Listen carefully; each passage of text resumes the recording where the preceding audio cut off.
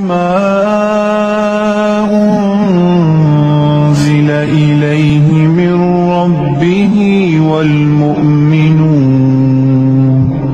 كل آمن بالله وملائكته وكتبه ورسله لا نفرق بين أحد من رسله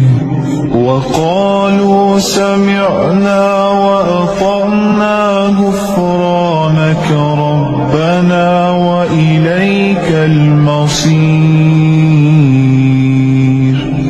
لا يكلف الله نفسا إلا وسعها لها ما كسبت وعليها ما اكتسبت ربنا لا تؤاخذنا إن نسينا أو أخطأنا ربنا لا تؤاخذنا إن نسينا أو أخطأنا ربنا ولا تحمل علينا إصرا